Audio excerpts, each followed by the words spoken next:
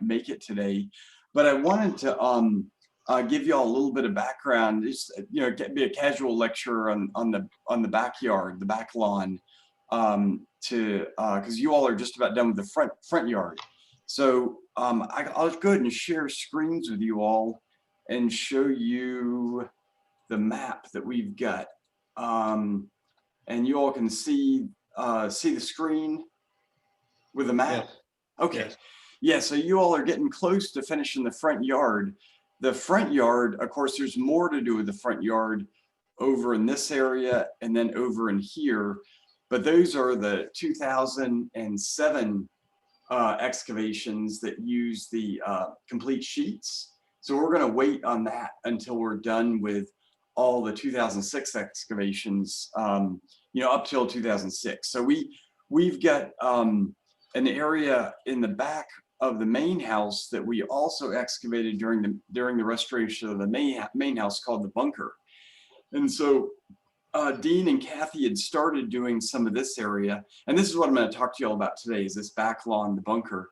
And then also we've got an area called the colonnade. It's called the colonnade because it's right where the colonnade is located. In fact, if I turn on the base map, you might be able to see the imagery.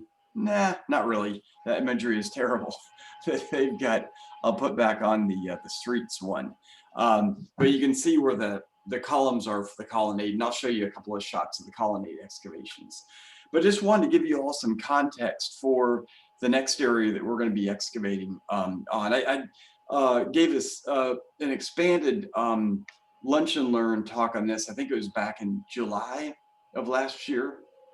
So, but I'll focus this one more on what you all are going to be looking at and what you'll be encountering in the excavation units.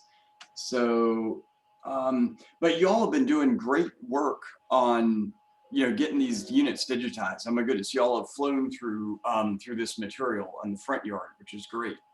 And the back lawn is pretty much, it's the same sets of records with the photos and the strat cards, but of course, a different area.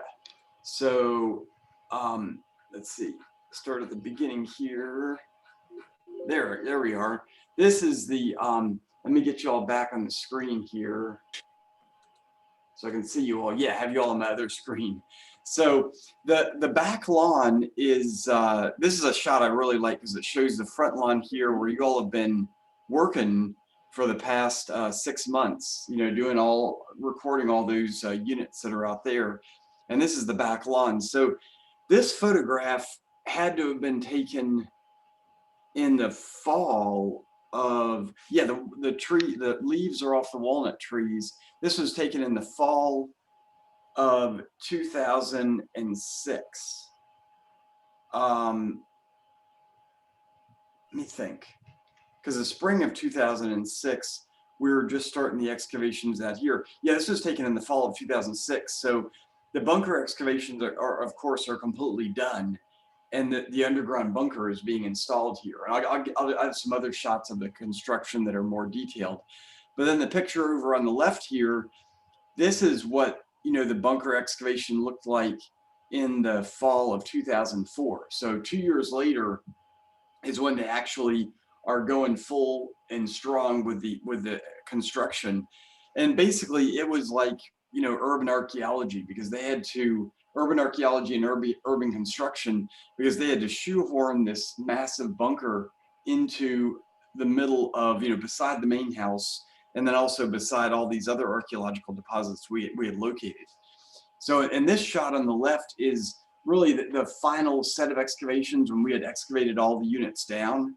And I've got a series of shots that show, basically what we did, a sequence of the excavations that I'll show in a second. But where the significance of the back lawn, as you all undoubtedly know, is that, it's the place where it's written about that Dolly had all her barbecues. And it was a social space. There was basically an extension of the drawing room right here, extending out into the back lawn. So, there are accounts written about, Dolly having all, the enslaved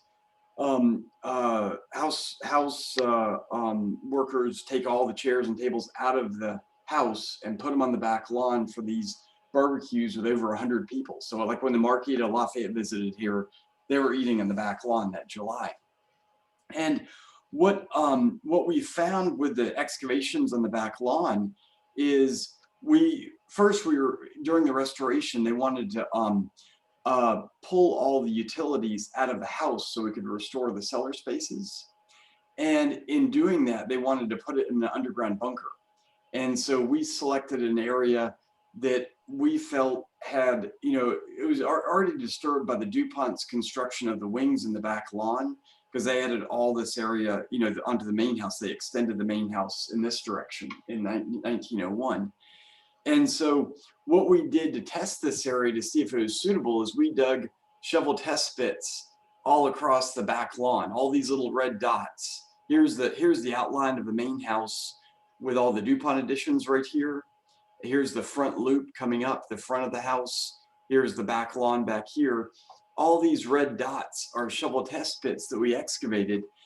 And what these shovel test pits show is the depth of the fill that we located when we dug these little round holes in the ground. And so what we found is just a massive set of fill deposits. And it began to give us a picture that this back lawn, first wasn't leveled. There was some thoughts it was leveled out by the DuPonts in the early 20th century, just because of the massive amount of landscaping that would be needed. And in the shovel test pits, we had an indication that the fill that we were finding in this area all predated the 20th century, is early 19th century. So in doing the excavations of the shovel test pits, we didn't find a lot of artifacts, but we found a lot of interesting fill deposits. And so what we're able to figure out about this fill is that in the early 19th century, Madison's had his slaves cut a hill down right in front of the garden and then fill in this gully that was right in this area right in here. So basically it was a cut and fill sequence where they cut down this hill to make the level area of the back lawn and the entrance to the garden, and then filled in this gully that was in this area. So we, in order to really make sure that we weren't missing anything, we dug, over, oh gosh, it was about 40 shovel test pits on 5-foot intervals in this area prior to really making plans going forward to have the bunker excavated by us and then later on by the construction crews. And this is where it really confirmed that, we are dealing with early 19th century fills. And in the excavations, in the shovel test pits, what we thought we were finding is a buried 18th century surface underneath all these 1808 clay fills. So, we decided that units were necessary in this area. And so what we did was, begin opening up units in this area. And this is a shot of one of those shovel test pits looking down. You can see all this red clay, and then the bottom, there's this darker layer of brown soil. That's that buried 18th century surface. And so you've got these, the sequence that we were prepared to look for when we did the excavations with the units is, a 20th century topsoil, a 19th century surface, and then this early 19th century fill that came down on top of this 18th century surface, along with what looked to be a prehistoric surface as well, as we were finding some Native American ceramics. And when we started, doing the excavations in full, what we did is tried to locate the bunker in an area that had already been impacted by part of the DuPont construction, but we couldn't locate it any closer to the main house because obviously digging a 30-foot hole right by the main house would not be good for all the masonry in this area.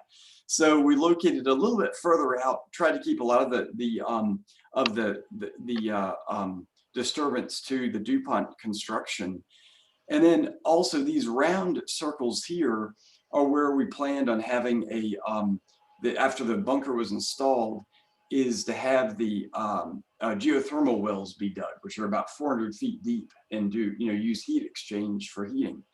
And then this area up in here was going to be where ductwork was run to get into the other part for the return air that would go into the main house. So there was going to be a supply side that would come on this side for ductwork going underground, and then the returns would be coming from this side in here. So I had this all, mapped out, and the units you all are going to be looking at all deal with, this construction sequence, but they're all related to the back lawn. So this shot right here is a little bit of a close-up looking at the house in the 1880s. You can see the 1808 wings are here. By that time, they had already covered them over with those hipped roofs. And then this is the DuPont, additions on the house, which are these areas in pink right in here. The areas in red are the DuPont walls. And I just put these walls on the unit map, so you'll be able to more easily see where everything is. The unit map that you all work on when you're doing the digitization. So this is what, the area right in here looked like after we had done the shovel test pits and we began our excavation units. So this is about July of 2004. And what we did to do excavations, rain or shine, is we had a series of scaffolding erected over the site with a cover. And the same people that had done the scaffolding for the main house did this for, because when we took off the DuPont additions, basically the wings didn't have a roof for about 3 years. So we used this scaffolding cover, and we used the same system to cover up our excavations, so it wouldn't have to be stopped by rains. Because you can imagine having to tarp this area during a rainstorm would be an absolute nightmare. So, but all this area became affectionately known by the crew as the Thunderdome, which is, for those of you all know the Thundercats, where they lived. This is these are all at this time younger millennials who remembered that time period. So, so we did excavations under here July of 2004 through November of 2004, and we had a crew of about 16 archaeologists working on this. And we started with, on a 5-foot grid, doing a checkerboard pattern. And in the initial units that we dug all the units stratigraphically all the way down to this brown topsoil, which is this 18th century topsoil. And as the summer progressed, what we did is we turned these checkerboard patterns. The intent is to open these areas up into 10-foot by 10-foot squares using 5-foot units. So by the time you get into August, you can begin to see this pattern where we had these 10-foot squares, and then we're leaving a 5-foot bulk in between, of course on the outside, but then also on the inside. So we'd have profile walls that we could draw the profiles, because we figured we were going to get some really good patterning on the stratigraphy in these areas with these long profile walls and these incredibly deep units. I mean, y'all know from digging at Montpelier, usually your stratigraphy at Montpelier is like about a foot thick. And so it's usually variations of brownish red. So a reddish brown to brownish red to kind of a brownish red. So you can't see that much in the profile. But with these, even in this distant shot, you can see the brown topsoil, the red subsoil, and then this browner buried topsoil here.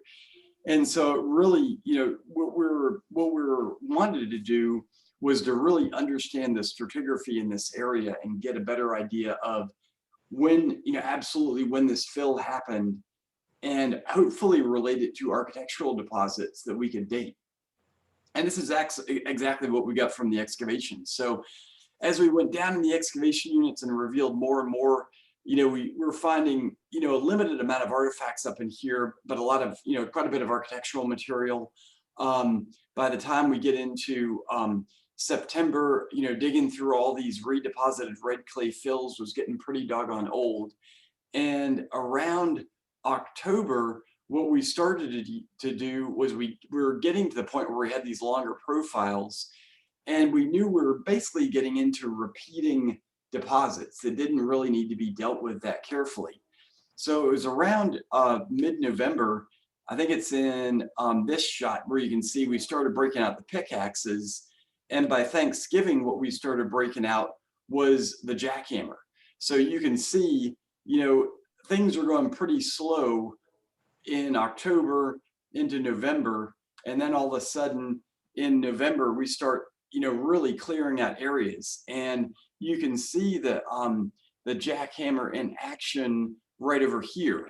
And basically, what we used the jackhammer for was a new trowel, and basically use that jackhammer with this blade to go through the topsoil into this redeposited red clay subsoil, and then right down on this 18th century surface, because we were wondering, what we were going to find with this 18th century surface. But what this means for the units is for the units that were, excavated within these squares right here, all these units have, a set of stratum cards and records that have all the layers that were excavated. And we were actually excavating these on 2/10 of a foot intervals. So we get, you get into, B1s, B2s, B3s that are, this redeposit, or the redeposited topsoil in here. And then when you get into the red clay, those were C1s, C2s, C3s. And so you'll see this in the cards as you go through these cards. But when we did the jackhammer, basically what we did was we rapidly jackhammered through, the remaining bulks that were here, like in here. We jackhammered through the redeposited topsoil, and we actually stockpiled that for students to screen later, high school students and elementary school students that came to Montpelier. It took them about a decade to screen through all this topsoil. And what we wanted to do with saving that is we were finding all kinds of artifacts in the topsoil. We were finding 18th century ceramics mixed with Native American ceramics. And what we were able to figure out about this topsoil when we get down to this buried 18th century topsoil is during the construction phase, the slaves had panned off the topsoil, stockpiled it, and when this red clay was redeposited from the back lawn to level out this area, they spread out the topsoil that had been panned off in this area to create a nice rich topsoil to grow grass. So it's basically like a construction site where your topsoil is graded off, stockpiled, then after all the work is done, it's spread back over. But what that left is it meant that in this topsoil, you had all these Native American artifacts and 18th century artifacts that end up in the topsoil on top of this red clay subsoil that's redeposited. So you had kind of an inversion of the stratigraphy of the artifact dates, where in this topsoil you had everything dating from, the late woodland, like 1000 AD, all the way up into the 18th century, into 20th century artifacts, and then below that you had this red clay subsoil that was redeposited, and then you came down into this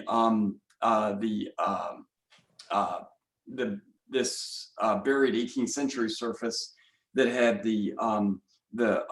basically all the topsoil scalped off it. So, with these excavations, what we did is we took off, when we got into these areas where we were jackhammering the soil, we took off this redeposited 18th century topsoil, stockpiled that for screening. And then when we got into the red clay, basically just jackhammered that, trowel sorted it, and then set that aside into the fill pile for later use. And then once we got down to the 18th century topsoil, this is where, we began to discover that, this area in here was basically had been scalped, and in the 1808, and all the earlier topsoil had been taken up and redeposited. So by the time we got down to this shot right here, what you're looking at is what was essentially that 1808 surface, and you could see these cutouts right here, these scoop outs that were actually the width of a cutting sled that was used in the 18th and early 19th century for landscaping. So this is how slaves were cutting out this topsoil and then stockpiling it, and then after this clay was put down, putting that topsoil back down on the surface. And it wasn't the only place where we really began to find a set of appreciable architectural deposits is in the northern part of the site, where you can see some of there's a little bit of a rough surface here. That's all this brick rubble we were encountering. And then also in the bunker entrance, which I'll show you in a second. But what we ended up with at the bottom of these excavations was, this deeper topsoil that had all been scalped off, and we actually metal detected this area, hardly found any artifacts whatsoever, and that gave us an idea of what we were dealing with. And what you can see here is these, as you can imagine, these little round holes that are every 5 feet. Those are the shovel test pits that we excavated in July of that year. And then these other features are actually tree holes, some planting holes, some post holes that we located that date to the 18th century. So, and then you can imagine, anybody hazard a guess what this pipeline is right here? It's not the Keystone pipeline, but what does it look like? Like a sewer pipe. The sewer line. Yeah, it looks like it's sewer pipe. It's actually the storm drains for the old main house. Okay. So you can see right in here, this is the old DuPont foundation. That actually, this is the builder's trench for the DuPont foundation. The concrete and greenstone walls are right here. And then just outside of the drip line, the DuPonts had their workers put in this storm drainage for the gutter system that all drains to the north and ends up in a site we call the rain pit, this massive underground vault that's over by Dolly's Midden. So this area, basically from here over, was all DuPont disturbance that we didn't need to do a lot of work on, but from here over was pretty much intact soil from basically 1808 on. And when we finished the excavation, what we needed to do was to excavate 2 additional areas. One was to the north, called the colonnade, and one was to the south, which is we call the bunker entrance. That's what it's shown on the cards. And actually, the colonnade and the bunker entrance really kind of bookended the bunker excavations, because what it gave us was an idea of the timing for these bunker fills. And one of the great things that came from this bunker excavation was this long set of profiles that connected the back lawn that had been scalped off in 1808 with all the fills that were put in from removing, taking all that clay soil and filling this area. And then down in here, what we found were these even deeper deposits, which is shown in green, that had a clay fill that had blue specking in it and a little bit of brick. And we found this same red clay with blue flecking in it when we were doing excavations in Dolly's and Nellie's kitchen. It was this deeper subsoil that was excavated out of the cellar, the 1808 cellar wings by slaves in 1808. And the fact that it was deposited at the bottom gave us the idea that these red clay fills that are on top of it from the back lawn, that the sequence for leveling the back lawn in relationship to building the main house is what you might expect at a standard construction site. All the house construction happened first, then afterwards they did all the landscaping, and that's why all this fill from digging out the cellars was put down first. And then after the wings were added on the house, that's when they did the landscaping on the back lawn. And this landscaping on the back lawn also went into the construction and the terracing of the garden as well, because that was all one single landscape episode. And so if you look at this deposit, right, this profile right here is a blow up of this area. This is where you can see all this blue flecking in this darker red subsoil. This is this soil that was dug out from the wings of the 1808 main house. And when we did excavations just to the north of here for the bunker entrance, what we began to find was deposits that had all sorts of clay fills, but also lots and lots of brick that are right on top of this buried topsoil here. And so what we found in this area was actually a trash deposit dating to the 1790s. And it was in this area right in here. I don't know if y'all have ever seen this large Chinese export porcelain platter. It's in the lab. It's called the Port of Canton or Folly Fort at Canton. And we found half of this Chinese export porcelain in the unit right here. We found the other half of it over at the stable quarter about 1,000 feet away. And so, yeah, it was, and we had located the this platter in 2004. We located the other half of the platter in 2010 when we were excavating there. And when we found it, I remembered, it was a very unique design. And I thought, wow, we found a similar thing over at the bunker. And when we got it out of storage, the two halves of the platter mended, which was just mind blowing. And so what it did is it gave a date to, this deposit in here dating to, before 1808, because you had all these rubble deposits from the 1808 construction of the wings on top of it. And we found a similar set of deposits out in front of the main house when we were excavating out in this area right in here. So what was really interesting about the excavations in the back lawn is it tied in with excavations we had done years before on this front area, and actually a lot more excavations we did in 2009. And a lot of the rubble that came from the main house, what it comes from is in 1808, before the wings were added on the house, Hugh Chisholm, who was the mason, he was assigned to underpin all of the 1765 portion of the house. So that's area right in here. It appears that by 1808, this part of the house had a foundation that was failing. And so Hugh Chisholm, along with slaves, ripped out all this brick and then repointed and penciled in new brick into this area. I don't know how they did this without the house collapsing. They probably did it in sections. But what this resulted in was all kinds of brick. And where this brick was deposited was right on top. You can see some of the brick right in here. It was this bowl-shaped deposit. It was all deposited through this area, right on top of this topsoil.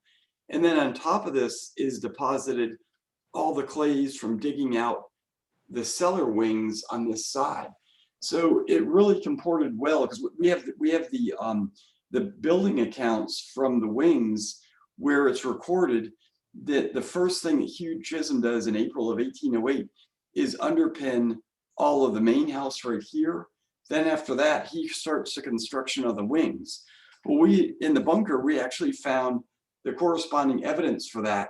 We found all this underpinning brick that's underneath all of this red clay from digging out the cellars from the wings that were added, about a year later. And what was cool about this is it gives us an absolute date that everything that is above this brick fill dates to after 1808, which helped us date all the leveling of the back lawn and put all this, this is basically a horizon marker pre-1808 and then after 1808.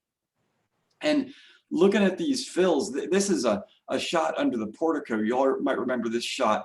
This shows, all the underpinning that Hugh Chisholm did. You can actually see the line for his underpinning right through here.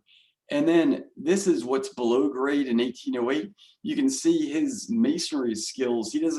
This is all underground. He's actually doing this under the portico. And so the masonry isn't all that good here, but above this line, it's much better. But this is a shot of this back profile. This is all this brick fill right in here, and then all the clay fill on top of it, and then this buried topsoil right here. But what we found with the excavations, over the years, is in tracing out where all this brick fill is, it shows up all across the back lawn and in the front area right here.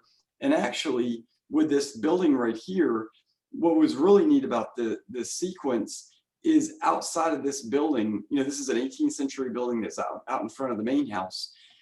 is this building was standing when all this underpinning happened, because none of this brick fill from the underpinning shows up inside the building, which means that the building is still standing when they're spreading this brick all around it. Then right after that, they tear this building down.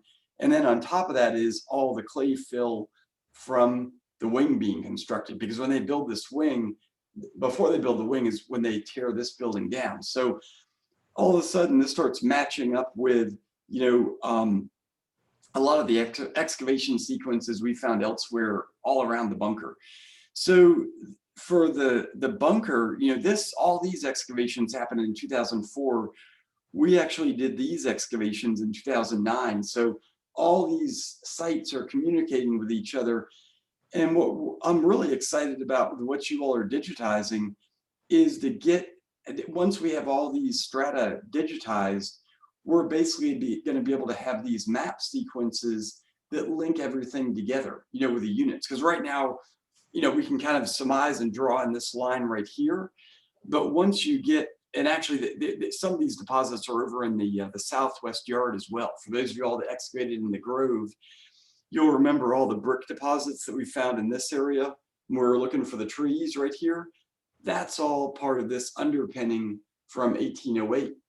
So once you all digitize all this stuff, what we're going to be able to do is link all these deposits with the actual map. So if we go to this map right here, this is looking, north is in the direction, in this direction.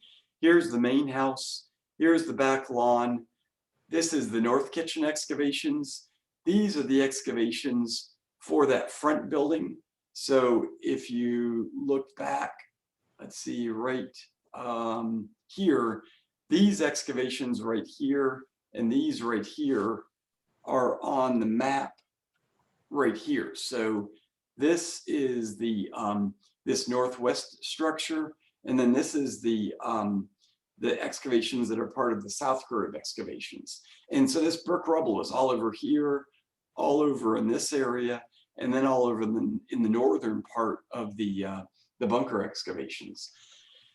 So with what you all are working on, you all are actually going to have all these layers drawn in, and we're going to be able to see the shape of these layers with digitizing in all the strata from the strat cards. So for going back to these excavation shots right here, this map right here will actually, what I'm excited about is now that we've got the main house in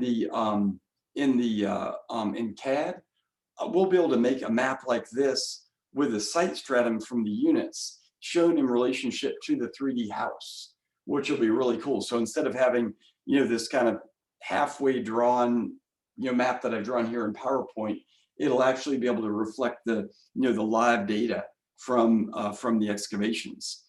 So, but for another part of these excavations that you'll probably see some details on, after 2006, this is when the construction starts to happen here, and the construction was really pretty amazing. The construction sequence, how it started out is, you can see in this picture, you've got all these pilings here. Before they dug this hole out to construct the bunker, they basically drove pilings in place. Once the pilings were in place, what they started to do is put in, they started to dig the hole for the bunker. So you can see right here, the pilings are in place. They're starting to dig out the hole for the bunker. This is, getting into the red subsoil below our excavation units that are all in this area.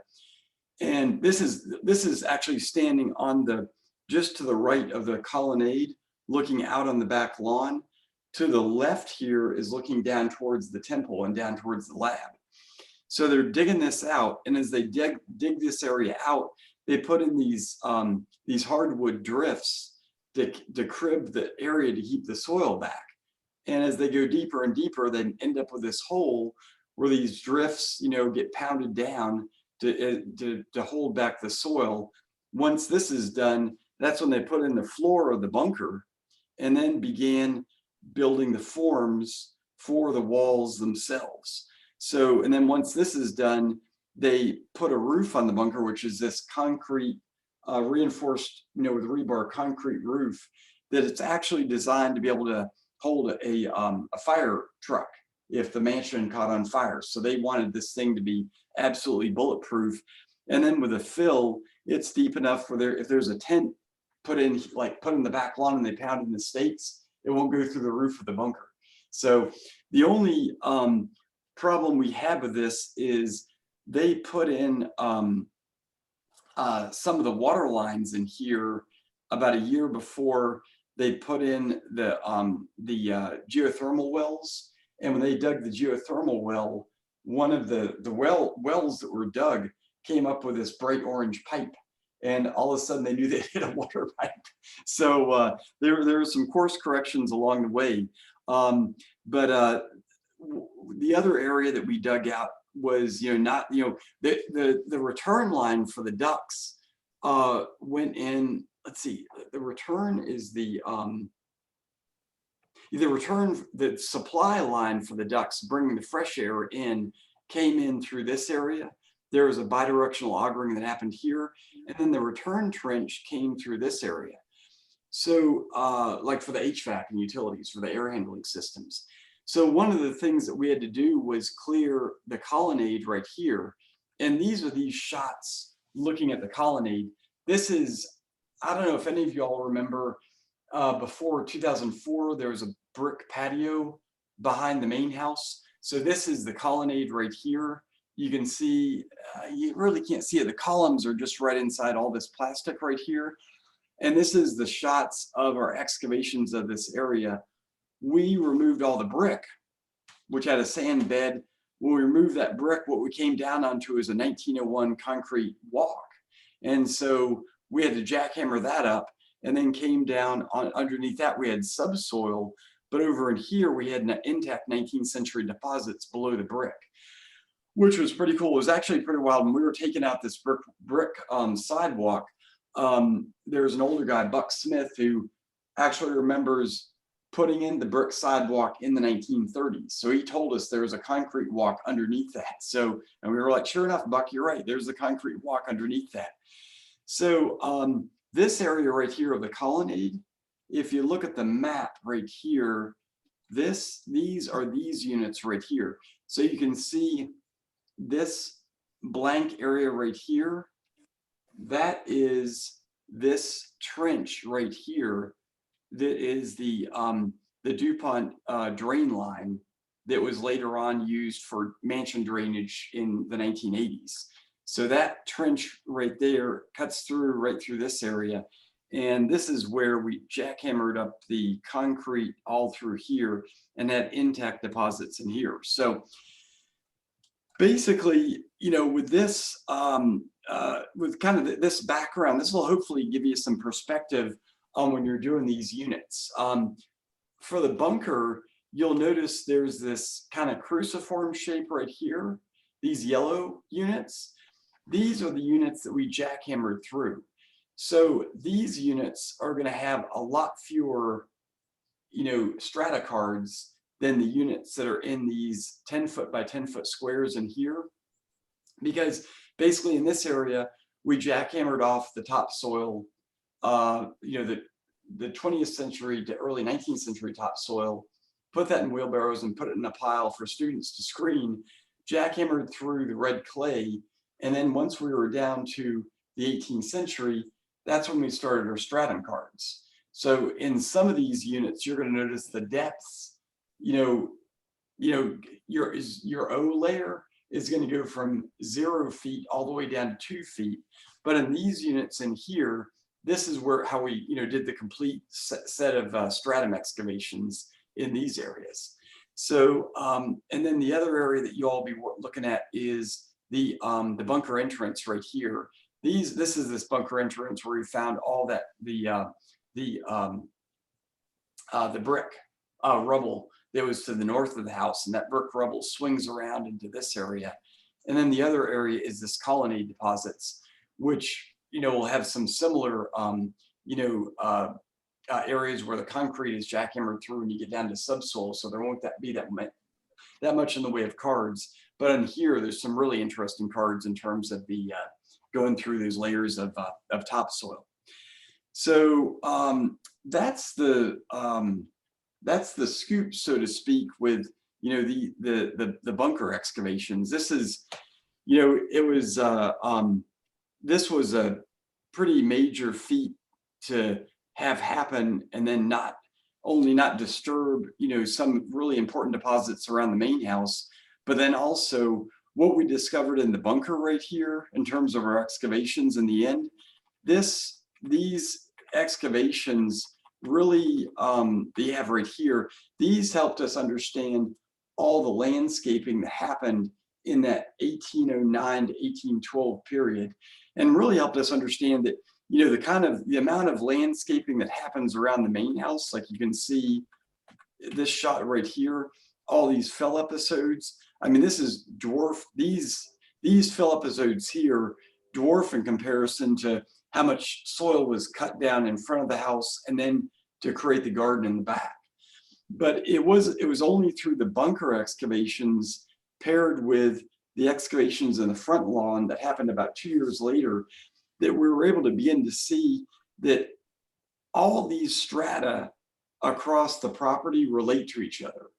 And that's where, putting this into using site stratum that link all these, hundreds of units of layers together is how we're able to build this much bigger picture for what happened with the landscaping around the main house. And, not only does this helps us with understanding horizons, excavation horizons at the main house, but it's also a real testimony to the amount of labor that, the enslaved laborers at Montpelier went through. It's just another form of evidence of the labor that they had, just like we're finding at the blacksmith shop. So anywho, with all this, all these layers tied together, and what is really exciting is to see how these strata relate to what you all just got through with the front yard excavations. So, but I will, I'll go ahead and stop sharing the screen now and get a drink of water. So, but how are things going with the digitization? Or do you have any questions about any of this?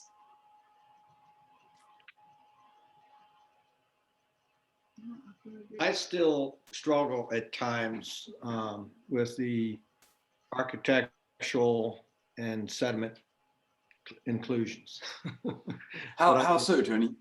Well, I don't find really a lot of those so clear on the cards. Yeah.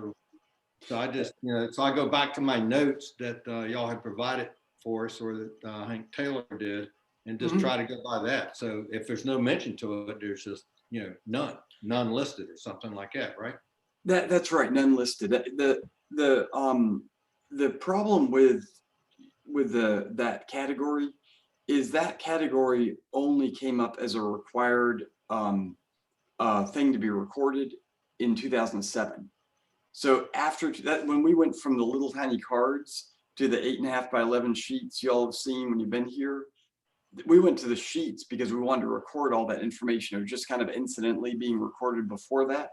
Okay. So after April of 2007, that's when it was actually a line on the sheet that if you didn't fill it in, you were going to be in trouble because you weren't filling out your stratum sheet properly. Before that, it was, some people mentioned it. Some people, well, it was really only mentioned if it was something that was noticeable. So if there was a lot of brick, then it would be described. If there was not just a few flecks, it might be mentioned, but it wouldn't be. And if there's none, it wouldn't be mentioned at all. And that's where, negative information is still information. It's still saying none there. Now you all have to put none listed, and it's kind of like, nothing's listed. I guess that means there's nothing there. How we could check it is by going back to the water screen deposits. And I think what we'd find is those areas that don't have any brick architectural material listed, when you looked at the water screen deposits where we captured all of the half-inch screened of, in half-inch and quarter-inch screened brick and then cataloged it, there would be hardly any in those deposits. And that'd be something interesting to do.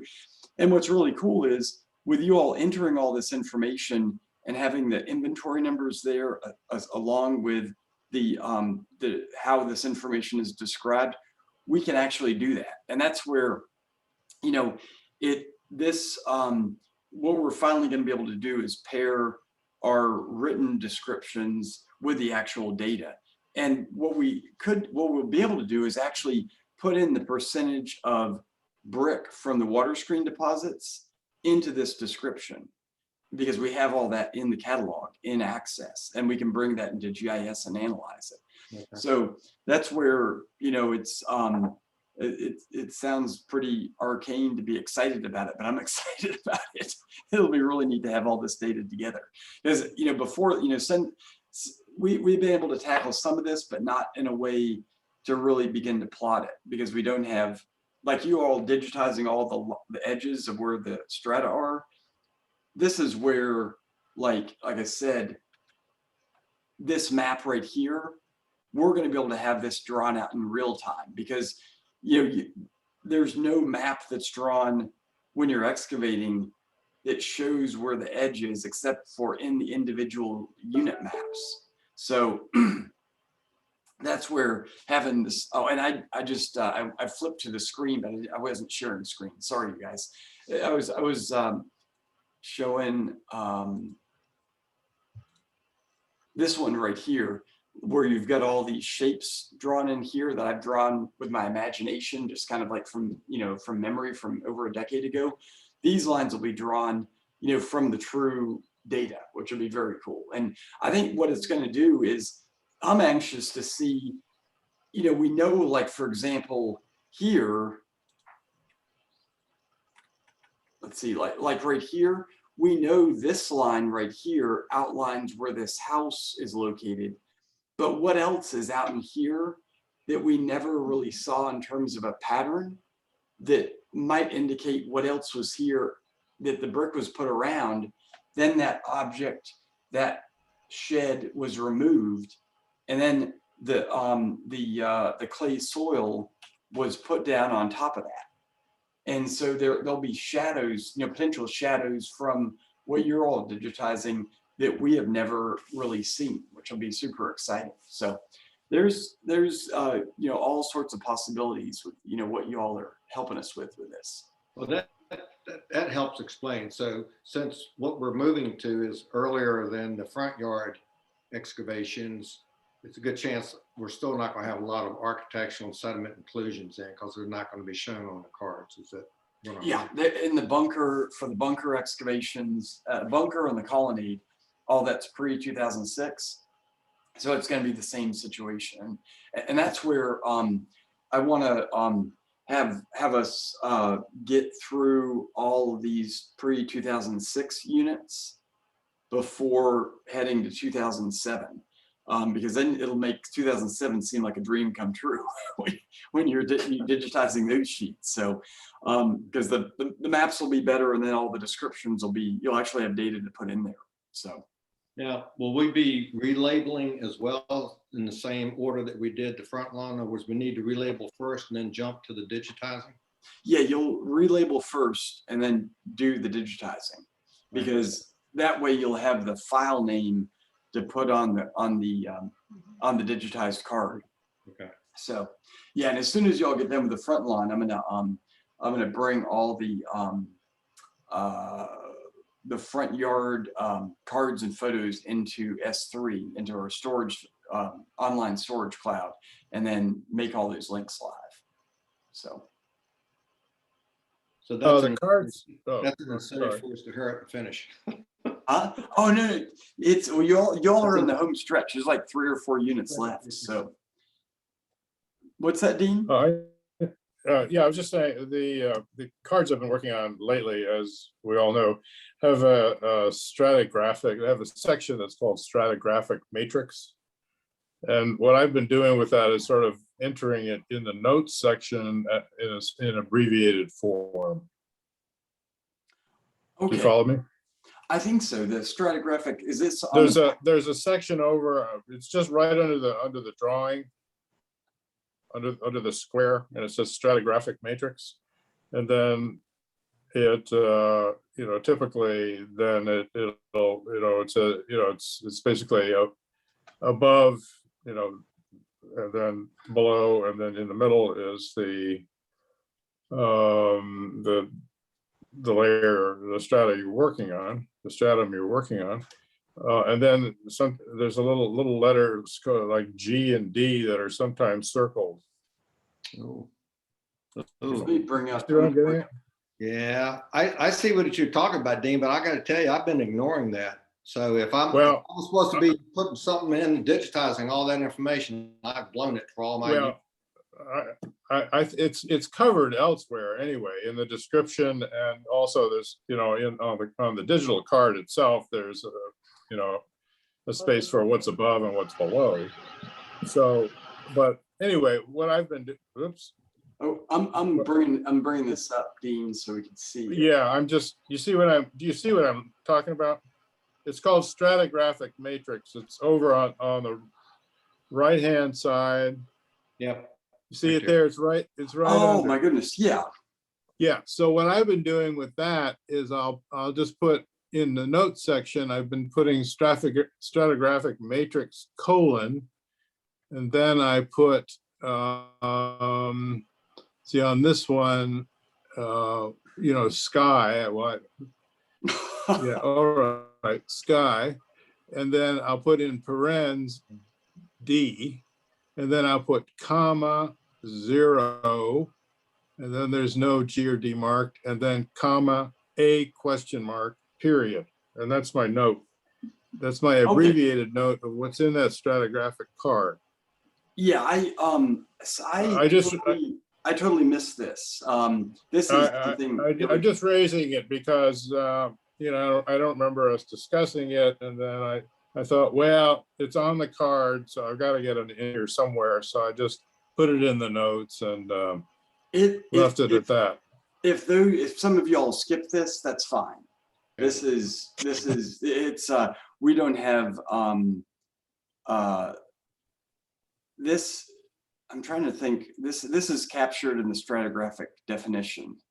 Yes, it is, and also in the, you know, above, below. Yeah, and above, below. So yeah, but the only thing I couldn't figure out on this, what is this G and D? Mhm. What was that for? You see what I mean? Like under sky. I see exactly what you're saying. So I'm thinking G, maybe that meant, well, I don't know. I don't have a clue, but I've been including it in my little summary of it's this. not transition. It's I rarely find it the D or the G marked. It's there, but yeah, usually it's hardly not ever it's marked. circled. Occasionally it is, like on sky. Sky is D for some reason there. I do not know. That is, you know, I have no idea what the D stands for, or the G for that matter.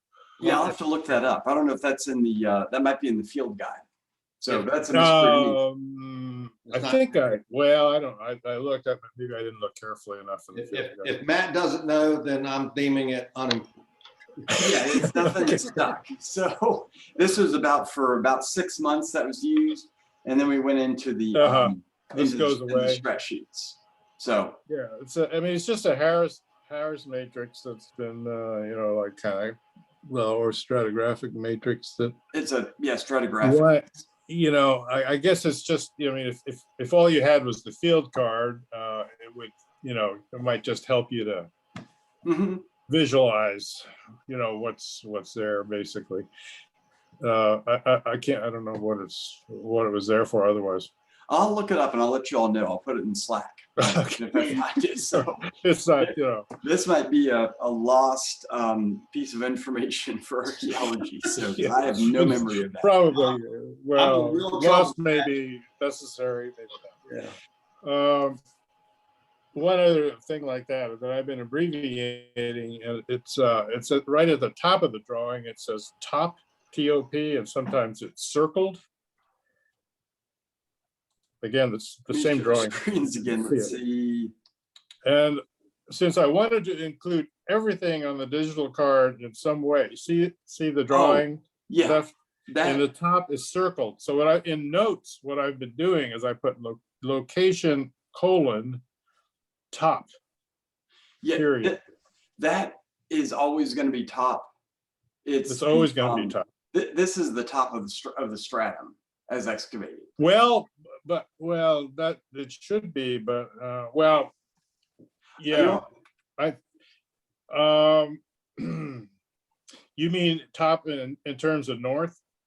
No. It's the top in terms of, this is the top of, in this case, stratum D. This is the top, the drawing of what the top of stratum D looks like. Okay, sometimes the top gets marked whether you mean it's stratum 0? No, it's It's not, no, it's stratum D. Oh, you're just saying it's the top of stratum D. It's the top of stratum D. Yeah, so like the Okay, opening well, photo. I mean, It's the you know, equivalent of an opening photo. I put that in anyway. I put location : top in notes. So Okay, if you see my notes and they say location : top, that's what that refers to.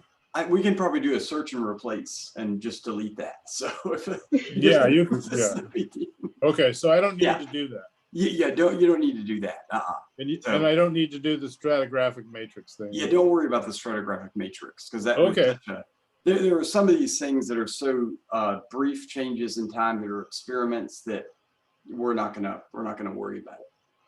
Hey, Matt. Okay. Yeah, Pat. I have a question. Down on looking at the card, down by interpretation, there's the SS number. And you answered the question what that was on Slack. But very often there's one number crossed out and then a second number added. And I've been including in brackets crossed out. I can't see this clear. It's like 565 and then the current number 547. Do you want me to remove the crossed out one, or do you want to leave that recorded? Just do the one that is 547 in this case. Okay. Do you want me to go back and clear the other ones out? I entered it wondering if that's going to be a problem in the future. I think or if you wanted that crossed out information. On the what I had intended was just to have the number that was not crossed out. Okay. So if it's not too much trouble to go back and delete that, that would be great. Okay. Because that way it'll be clear and it'll be consistent with whatever what the other records are. So, and sometimes, you know, it's nice to have that in the on the digitized form, but the final record for that is actually in the database. But it's nice to cross check it. So.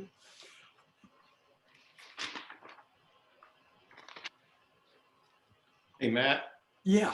One of the things I keep coming up with, at least on this latest unit I've been working on, which is 1219, is that the inventory numbers for the bags are sometimes on the Excel spreadsheet. There'll be certain inventory numbers on that Excel spreadsheet that aren't on the card. So I've just been making a note, you know, in there that, hey, inventory number such and such was not on the card, therefore I did not digitize it. Yeah, exactly. Because you only want to digitize what's on the card. Okay. All right. Yeah. So the card, in the Excel spreadsheet or in the Google sheet, put that note in. That would be great. okay. So that's what I've been doing. I just want to make sure I'm going in the right direction on it still. Yeah. If they were missing from the card, I did digitize it. You don't want those added in the digitization? Yeah, what we want to have is everything, what's written on the card to be transcribed. Okay. Because it's basically, this is an archival version of the card, and we want to have what's on the card directly transcribed, and then if there's an error, note it in the Google sheet. Yeah, I've been making notation, but I've been adding the numbers to the digitization.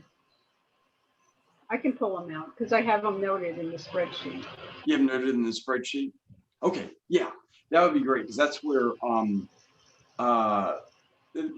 problem is if they're having it noted in the spreadsheet, we're going to go back and look at that. Like this next crop of staff interns that are coming in, they're coming in with a field school, and they're going to be here for a year after July.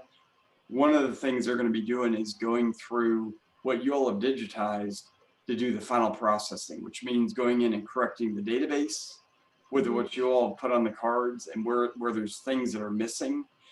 And what we want to be able to catch is if there's an inventory number that is in the in access that was entered from the field inventory sheets, and it's not on the card, we want to look and see why that is. And if because a lot of times what that'll be is there are errors that just never got caught, and inventory numbers that are potentially not correct that were entered into access but really aren't part of that unit. So it could be, I mean, what you could have is your unit, like with the unit you're working on, Tony, was 1216. 1219. 1219. It could have been when somebody was entering in the inventory numbers and access after being in the heat all day, is they entered in 1216 when they should have entered in 1218. And then if you take the Google sheet to be gospel, and then you type that into what you're digitizing, it'll just be even more confusing. So what we want to do is not have to go back and look at the stratum cards. We want to have all this be, you know, there in the database that's in GIS that we can bring right into Access. So yeah, keeping true to the cards is a huge help. So yeah, Pat, if you know what you've done with that, if you could go back and fix that. Yeah. I was just looking the other day. I feel like I leave a lot of notes in the spreadsheet because there are like inconsistencies, or some of the cards are hard to read. I have a note saying I'm not sure what I was looking at. So I was wondering if I was over notating, but I scrolled through and other people are writing just as many notes. So I guess yeah, that is helpful. question. That's helpful. That's that, you know, it's that there's some issue that you're addressing that, and this is what all this is designed to do. I mean, the purpose of this grant from the IMLS is to do a final clean on this data and to make it all digital. And the only way digital works is if everything is correct. That's the thing, is like people are very tolerant of errors. Computers aren't. If there's not a one-to-one match, the computer just throws all the data out that's attached to it. So this is where, you know, what you all are doing is, you know, having this crowdsourced means that when we go back and do the checking, you all have, you know, done the lion's share of the work in terms of really going through all this and catching things. And then what's left is to correct it, which a lot of times takes understanding, you know, how stuff was cataloged, when it was data entered, what in a lot of these things, people, you know, whoever the interns are, because we don't know their names yet, they're going to be asking me questions about this, and I'll be like, oh Lord, this happened all the time in 2004, when it's just because the field inventory system was transcribed over to the lab sheets, and the lab sheet is actually where the good information is, because there's two inventory sheets, paper sheets. There's the field inventory form that was written in the field, and then that would be copied every day, and then that would be transcribed into the lab inventory form. And then sometimes, I always wanted the field inventory form used for data entry, but sometimes the lab inventory form would be data entered, but those all are initialed. So we knew which one are used. So I know this, you all are getting into the weeds here, which is awesome, because I don't get to talk about this with anybody. So I have another question. yeah. Thank you. Those SS numbers, there isn't a field for them. So I've been entering on the interpretation line. Do you want them consistently somewhere else? I've been doing the same thing. That, Under that's what the note, interpretation. Yeah, interpretation would be a good place for that. that's what the notes say here, the Taylor put in. That's why I've been doing it. Oh, maybe that's Oh. why I'm doing it. Yeah, that's exactly. I was about to look Yeah, and see what Taylor would choose. It's number 33. Okay, all right, never mind. And I go with what Taylor wrote for that because she and Hannah did all the bunker or all the basement transcribing, and I want to have everything consistent with what they did. So, because there's always more than one way to do this. Yeah. But the most important thing is to have it consistent. So. Yeah, I probably did that from the notes originally and forgot why I was doing it. Yeah. So. Oh, that's never happened to me. That's why manuals are great. So. It's going to be, for me, it's going to be a lot more understanding and a little bit easier when we start relabeling, because now I can see after doing all the digitizing, I'm like, oh yeah, that's why we had to make sure the relabeling was done this way, so we could transfer it over to the digitizing. So it's going to be, we're getting to be more veterans about this. Yeah. Oh my goodness, yeah. This is a collective body of knowledge here. So, and any of y'all that haven't had time to do it recently, anytime you want to jump in or can or can't, it's fine. So. Hey, just a general question, kind of outside of what we've been talking about, but I was looking on when you had your maps of the back and the bunker and all, could you show just my information where the Dolly Midden was? Because I've heard so much about that. Yeah. I wonder, I said, where is that? Where is that Dolly Midden at? Let's see. Yeah, Dolly's Midden is all these units down here. So if I put on, here's the temple, Right. And this is actually a shot from, oh gosh, this is 2017 because we had the tent up here. Right. The Dolly's Midden is all down in here. Wow. So all these units in here is Dolly's Midden. So we really didn't excavate that many units. That was just the fall of 2007. We put in units in this area. So there's a lot more, also this area under here is under the road bed and under about like 6 feet of fill. So that's a whole nother area that we need to excavate one day. That area goes down a slope, doesn't it? Yeah, it goes down a steep slope into this gully, and then that ends up down at the pond right here. As you can see, it was in the, I guess this is the fall, but it's like covered in that scum at that point in the year. So. Right. Okay. Yeah. Thanks, Matt. Yeah. And then the blacksmith shop #1 is right beyond the temple too. I think where we thought it was, or good possibility was right beyond that tent. If I remember right, when we was down there in 2019, we found all that slag and artifacts up on top, not that far away from the temple. Yeah, right on the top of that slope, which is pretty cool. So it's actually with the metal detector surveys, if you look at the 10-foot surveys, they go right up to that, and we never got to it there. So we would have had the hits go through the roof if we had kept on going to the north east, to the east. So, all right, well, good talking with you all. I've got this recorded. I'll stop recording.